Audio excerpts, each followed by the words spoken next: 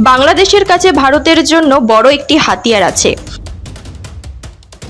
এই ছবিগুলি ভালো করে দেখুন, আর এই ছবির মধ্যেই বাংলাদেশের অস্ত্র লুকিয়ে আছে। আপনারা দেখে অবাক হচ্ছেন তো, কিন্তু অবাক হওয়ার কিছুই নেই। ভারত বাংলাদেশের এই অস্ত্রের কাছে নিরুপায়। আর এই অস্ত্র হলো ফ্যাশন কাপড় টেক্সটাইল। আর এই অস্ত্রের মাধ্যমে ভারতের অর্থনীতি সহ সাধারণ মানুষের চাকরি বা ইনকাম খেয়ে নিচ্ছে। H&M, জারা, লেভিস সহ বিখ্যাত কোম্পানি তাদের বিক্রিত জামাকাপড় বাংলাদেশে তৈরি করে। আর এটি বাংলাদেশের জন্য খুব ভালো খবর, কিন্তু ভারতের জন্য খারাপ খবর। ক্রিকেটে বাংলাদেশ ভারতের কাছে মাত্র 1 রানে হারে, কিন্তু যখন এক্সপার্টের কথা আসে তখন বাংলাদেশ ভারতকে 100 থেকে 150% মার্জিন দিয়ে হারিয়ে দেয়। আশা করি বোঝাতে পারলাম পার্থক্যটি কত বড়। আমরা এখন থেকে চেষ্টা করছি ভারতের জন্য গুরুত্বপূর্ণ বিষয় নিয়ে বিস্তারিতভাবে ব্যাখ্যা করা। যদি আপনারা এই ধরনের ভিডিও আরও দেখতে চান তাহলে কমেন্ট করে জানাবেন। এবার আসা যাক আজকের বিষয়ে। কিভাবে বাংলাদেশ ভারতকে এত বড় ঝটকা দিচ্ছে জানার আগে একটু পিছনের দিকে তাকানো দরকার। 3 বছর আগে করোনা পরিস্থিতির সময় একটি খবর খুব চর্চার বিষয় হয়ে দাঁড়ায়। সেটা হলো বাংলাদেশ পার ক্যাপিটাল জিডিপিতে ভারতকে পিছনে ফেলে দিয়েছে। এটি কিন্তু কিছু সময়ের জন্য বাংলাদেশের জিত ছিল, কারণ পরের বছরেই ভারতের জিডিপি বাংলাদেশ সহ অনেক দেশকেই ছাপিয়ে যায়। কিন্তু বাংলাদেশ এক বিষয়ে সবসময় ভারতকে পিছনে ফেলে ছাপিয়ে যাচ্ছে, আর সেটা হলো টেক্সটাইল ইন্ডাস্ট্রি। আপনারা জানলে অবাক হবেন, ভারত মাত্র 3% যোগদান করে সারা বিশ্বের টেক্সটাইল ইন্ডাস্ট্রিতে, আর সেখানে বাংলাদেশ 6%। এই কথার অর্থ একটি ছোট দেশ হয়েও ভারতের থেকে 2 গুণ এগিয়ে। 1900 দশকে ভারতের কলকাতাতে ফোর্ট গ্লস্টারে প্রথম কটন টেক্সটাইল মিল তৈরি হয়। তার কয়েক বছর পরে বোম্বাইয়ে স্পিনিং অ্যান্ড ওয়েভিং কোম্পানি তৈরি হয়। ব্রিটিশকালে ভারতের কানপুর, আহমেদাবাদ, মুম্বাই, ফরিদাবাদকে ম্যানচেস্টার অফ দ্য ইস্ট বলা হতো। আপনাদের জানিয়ে রাখি, 1000 বছর আগেও ভারত বিদেশে কটন রপ্তানি করত বিপুল পরিমাণে। ইতিহাসে পাওয়া যায় ভারত সোনার বিনিময়ে কটন ও বস্ত্র বিক্রি করত। আজকের সময়ে বাংলাদেশ ও আগের ইস্টবেঙ্গল মসলিন কাপড়ের জন্য বিখ্যাত ছিল। কিন্তু ইংরেজরা ভারতের এই ব্যবসাকে এমনভাবে ভেঙে দিয়েছে যে ভারত এখন পর্যন্ত আগের জায়গায় পৌঁছাতে পারেনি। কিন্তু এখনকার বাংলাদেশ কিন্তু খুব ভালোভাবে কামব্যাক করে নিজের জায়গায় ফিরে আসে। এই কামব্যাকের সূচনা হয় 1974 সালে। এই বছরে মাল্টি ফাইবার অ্যাগ্রিমেন্ট নামে একটি চুক্তি হয়। এই অ্যাগ্রিমেন্টে কিছু সীমাবদ্ধতা নিয়ে আসা হয়। এই চুক্তিতে বলা হয় যে একটি উন্নয়নশীল দেশ একটি উন্নত দেশকে নির্দিষ্ট মাত্রায় রপ্তানি করতে পারবে, তার থেকে বেশি নয়। এটা উন্নত দেশগুলির এক ধরনের চালাকি ছিল। তারা বুঝতে পেরেছিল ভারতের মতো দেশ তাদেরকে অল্প দামে ভালো পোশাক রপ্তানি করছে, তার ফলে তাদের দেশের লোকাল ইন্ডাস্ট্রিগুলি ক্ষতিগ্রস্ত হচ্ছিল। কিন্তু এই সীমাবদ্ধতাগুলি বাংলাদেশের ক্ষেত্রে অ্যাপ্লাই হয়নি, কারণ বাংলাদেশ তখন সবে নতুন দেশ হিসাবে গড়ে উঠেছিল। বাংলাদেশকে উন্নয়নশীল দেশের মধ্যে ধরাই হতো না। সেই সময় বাংলাদেশ একটি গরিব দেশ ছিল। মজার বিষয়, গরিব দেশ হওয়ার ফলে বাংলাদেশের ইন্ডাস্ট্রিতে উন্নয়নের কারণ হয়ে দাঁড়ায় পরবর্তীতে। এই সময় 1977 সালে আর সাউথ কোরিয়ার ডেভো কোম্পানি বাংলাদেশের গার্মেন্টের সাথে একটি জয়েন্ট ভেঞ্চার করে, যাতে তারা বাংলাদেশে কাপড় তৈরি হয় এবং সেটা রপ্তানি করতে পারে। বাংলাদেশের 130 জন লোক ওইখান থেকে ট্রেনিং নেয়, তবে ট্রেনিং নিলেও পরবর্তীকালে তারা সেটা ছেড়ে দিয়ে নিজেদের কোম্পানি শুরু করে। 130 জন লোকের মধ্যে 115 জনই তাই করে। আস্তে আস্তে বাংলাদেশে গার্মেন্ট ইন্ডাস্ট্রির এক্সপোর্ট বেড়ে যায়। 1981-তে এই এক্সপোর্ট 3.5 মিলিয়ন মার্কিন ডলারের ছিল, আর 2007 সালে আস্তে আস্তে 10.7 বিলিয়ন হয়ে যায়। মানে মিলিয়ন থেকে সোজা বিলিয়ন, তাও আবার মাত্র 26 বছরে 3,05,000% বৃদ্ধি। এই সংখ্যাটি মাথা খারাপ করে দেওয়ার মতো। এটা সম্ভব হয় কত সিস্টেমের জন্য, যারা চীন, ভারত সহ একাধিক উন্নয়নশীল দেশের উপর লিমিটেশন লাগিয়ে দেয়, আর এই সিস্টেম থেকে বাংলাদেশ একদম ফ্রি ছিল। ফলে ভালো ফল পেয়ে যায় তারা। 1995 সালে এই সিস্টেমটার সমাপ্তি হয়। এরপরে সবাই ভাবতে শুরু করে বাংলাদেশের আনলিমিটেড গ্রোথ কমে যাবে ও বাকি দেশগুলিও এবার সুযোগ সুবিধা পাবে। কিন্তু হয় কিছু উল্টো, যেটা করে আমেরিকা প্রফেশনাল ট্রাভেল মেকার।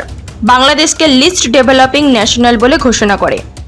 শুনতে খারাপ লাগলেও বাংলাদেশের জন্য এটি সুখবর ছিল, কারণ এরপর তারা ট্রেডের দিক দিয়ে প্রেফারেন্স পায়। এটিকে জেনারেল সিস্টেম অফ প্রেফারেন্স বলে। এর ফলে বাংলাদেশের রপ্তানির ওপর কোনো ট্যাক্স ধার্য করা হয় না। এর ফলে বাংলাদেশের কাপড় আরও সস্তা হয় এবং এই কাপড় উন্নত দেশগুলির পক্ষে কেনা আরও সহজ হয়। এইভাবে সব কাপড় হয়ে যায় made in Bangladesh.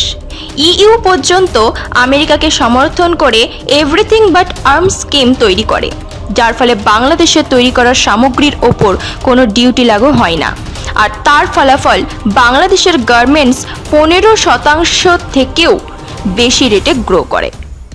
Chapter 2, Bharat এবং বাংলাদেশ। আজ ভারত কোথায় দাঁড়িয়ে? ভারতবর্ষের রেডিমেড গার্মেন্টস এক্সপোর্ট 2022 থেকে 2023 সালে $16 বিলিয়ন ছিল, আর বাংলাদেশের জুলাই 2022 থেকে এপ্রিল 2023-এ $38.57 বিলিয়ন পেরিয়ে যায়। আমেরিকাতে একটি জামা বানানোর খরচ মোটামুটি $60।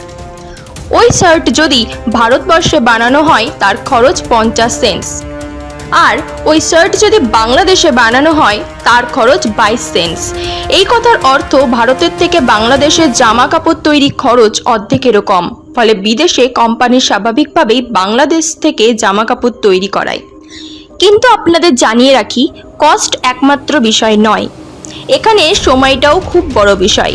বাংলাদেশের কোম্পানি যে অর্ডারকে 50 দিনে তৈরি করে, ওই সেম অর্ডারকে পূরণ করতে ভারতবর্ষের 63 থেকে 64 দিন সময় লাগে। এছাড়াও ভারত অনেক বড় দেশ, তাই সামগ্রী তৈরি করে বন্দরে পৌঁছাতে 8 থেকে 10 দিন লাগে। সেখানে বাংলাদেশ ছোট হওয়ায় মাত্র 1 দিনে বন্দরে পৌঁছে যায়। বাংলাদেশ অনেক স্ট্র্যাটেজিকভাবে নিজেদের টেক্সটাইল ইন্ডাস্ট্রি নকশা তৈরি করেছে। Porter diamond theory of national advantage বিষয়টি টপ MBA কলেজে শেখানো হয়। সেখানে বলা হয়, প্রতিটি দেশের কাছে কোনো না কোনো সুবিধা ঠিকই থাকে, সরকারকে শুধু সেটাকে আইডেন্টিফাই করা আর ক্যাপিটালাইজ করা দরকার হয়। এবার প্রশ্ন, কিভাবে? সাধারণত 4টি পয়েন্ট থাকে: factor condition, demand condition, related supporting industry, farm strategy and structure. এই মডেলটিকে ভারত আর বাংলাদেশ উভয়ের উপরেই অ্যাপ্লাই করে দেখা যাক। ফ্যাক্টর কন্ডিশন মানে ফ্যাক্টর অফ প্রোডাকশন। কোনো জিনিস উৎপাদন করবার জন্য কিছু জিনিসের প্রয়োজন, যেমন জমি, শ্রমিক, টাকা, উন্নত প্রযুক্তিবিদ্যা ইত্যাদি। একটা দেশে কতটা উর্বর জমি আছে বা তেল, প্রাকৃতিক গ্যাস, সোনা কতটা আছে সেটা সেই দেশে নিয়ন্ত্রণে থাকে না। কিন্তু উন্নত প্রযুক্তিবিদ্যা, দক্ষ শ্রমিক, উন্নত পরিকাঠামো এই উৎসগুলি একটি দেশের নিয়ন্ত্রণে থাকে। বাংলাদেশের কাছে শ্রমিকের সংখ্যা বেশি, আর তারা গার্মেন্টস রপ্তানির জন্য নিজেদের পরিকাঠামোকে সর্বশ্রেষ্ঠ বানিয়েছে। বাংলাদেশের রাজধানী ঢাকা হলো একটি বন্দর, যেখান থেকে গার্মেন্টস রপ্তানি হওয়া সুবিধাজনক। ভারতের ক্ষেত্রে সমস্যা হলো র মেটেরিয়াল এক জায়গায় পাওয়া যায়, ফ্যাক্টরি অন্য জায়গায়, আর বন্দর ফ্যাক্টরি থেকে দূরে, ফলে জায়গাগুলোর মধ্যে যোগাযোগ ব্যবস্থা উন্নত নয়। তাই ভারত লজিস্টিক দিক দিয়ে পিছিয়ে পড়ে। এক্ষেত্রে বাংলাদেশের আয়তন ছোট হওয়ায় সেটা তাদের জন্য সুবিধাজনক ব্যাপার। আর একই সাথে ভারতের বিদ্যুতের খরচ বাংলাদেশের থেকে বেশি এক্সপেন্সিভ। এর সাথে ভারতে ফ্রিতে বিদ্যুৎ দেওয়ার প্রচলন আছে, আর এর ফল কারা ভোগ করে ও কারা দেয় সেটা আমরা সবাই জানি। কাউকে ফ্রিতে ইলেকট্রিসিটি দেওয়ার থেকে নিজের ইলেকট্রিসিটি উন্নয়নের পিছনে উপযুক্ত পরিকাঠামো তৈরি করা উচিত। এই ক্ষেত্রে পরিকাঠামোর উন্নয়ন অদৃশ্যমান বা ইনভিজিবল হয়। ভারতবর্ষে বিদ্যুৎ, দক্ষ শ্রমিক, প্রযুক্তি সমস্ত কিছুই অনেক ব্যয় সাপেক্ষ, কিন্তু বাংলাদেশে সেটা অনেক সস্তা। আপনারা জানলে অবাক হবেন, বাংলাদেশের মানুষের মাসিক স্যালারি মাত্র 5,000 টাকা, আর এই ক্ষেত্রে ভারতে এটা প্রায় দ্বিগুণেরও বেশি। তার সাথে বাংলাদেশের টেক্সটাইল ইন্ডাস্ট্রি মূলত মেয়েরা চালায়। বাংলাদেশের টেক্সটাইল ইন্ডাস্ট্রির অনেক মহিলাদের কর্মসংস্থানের ব্যবস্থা করে। ইকোনমিক সার্ভে 2022 ও 2023 অনুযায়ী মনে করা হয় এই মহিলা কর্মসংস্থানের ব্যাপারটি সমাজের বিশেষ পরিবর্তন আনে। পোর্টার মডেলের দ্বিতীয় বিষয় হলো ডিমান্ড কন্ডিশন। বাংলাদেশে যে সমস্ত কাপড় তৈরি করা হয় তার লোকাল ডিমান্ড অনেক কম, কিন্তু ইন্টারন্যাশনাল ডিমান্ড অনেক বেশি। ভারতবর্ষে তার উল্টো, ভারতের মধ্যে চাহিদা অনেক বেশি। টেক্সটাইল এক্সপোর্ট অনেক কম হচ্ছে, কিন্তু বিগত 15 বছরে টেক্সটাইল ইন্ডাস্ট্রি প্রায় 3 গুণ বেড়েছে ভারতে। 2005 সালে ভারতের মধ্যে জামা কাপড় বিক্রি হয়েছে $28 বিলিয়ন, যা বেড়ে 2020 সালে $75 বিলিয়ন। এই মডেলের 3 নম্বর অংশ হলো রিলেটেড অ্যান্ড সাপোর্টিং ইন্ডাস্ট্রি। বাংলাদেশের ব্যাংক, র material, insurance company, logistic company সকলে একসাথে মিলেমিশে কাজ করে যাতে দেশের এক্সপোর্ট বাড়তে পারে। যেখানে ভারতের টেক্সটাইল ইন্ডাস্ট্রির র মেটেরিয়াল, ম্যানুফ্যাকচারিং, এক্সপোর্ট এই 3 জায়গায় আলাদা রাজ্য অবস্থান করে, আর বিভিন্ন রাজ্যের বিভিন্ন পলিসি থাকে। এই সমস্যার সমাধান করা কেন্দ্রীয় সরকারের পক্ষে সম্ভব না। দেশের সব রাজ্যকে একসাথে হয়ে এই সমস্যার সমাধান করতে হবে এবং তার সাথে কেন্দ্রীয় সরকারকেও দেখতে হবে, কিন্তু বাধা হয়ে দাঁড়ায় রাজনীতি বিভিন্ন দল। টেক্সটাইল কোম্পানিগুলো বলে ভারতবর্ষের লোন নেওয়া তাদের পক্ষে বেশি খরচ পড়ে, তবে বিগত কয়েক বছরে পরিস্থিতি অনেক বদলেছে, তার ফল আগামী সময়ে পাওয়া যাবে। পোর্টার মডেলের লাস্ট অংশটি হলো ফার্ম স্ট্র্যাটেজি অ্যান্ড স্ট্রাকচার। এক্ষেত্রে দেখা হয় যে কোম্পানিগুলো কত বড়, কতজন কর্মচারী আছে, তাদের ক্ষমতা কত। বাংলাদেশের টেক্সটাইল কোম্পানিতে প্রায় 800 জন কর্মচারী থাকে, সেখানে ভারতবর্ষে 240 জন। মনে করা হয় কোম্পানিগুলি নিজেদের বড় করার চেষ্টা করে না লেবার আইনের জন্য। একটি বিষয় আপনারা হয়তো জানেন, সেটা হলো কোনো কোম্পানির প্রোডাকশন যত বেশি হবে খরচ তত কমে যাবে। এর পিছনের কারণ হলো কিছু জিনিসের খরচ একবার হয়, যেমন ধরুন মেশিন ও তার সাথে কিছু কস্ট হয় ফিক্সড কস্ট। বাংলাদেশের একজন শ্রমিক তাদের কাজের সময় 18 থেকে 20টি জামা কাপড় তৈরি করে, আর ভারতে সেটা মাত্র 7 থেকে 10টি। এর ফলে বাংলাদেশের জামা কাপড়ের দাম অনেক কম হয়ে যায়। 2016 থেকে 2017 সালে ভারত সরকার এই বিষয়ের উপর সার্ভে করে।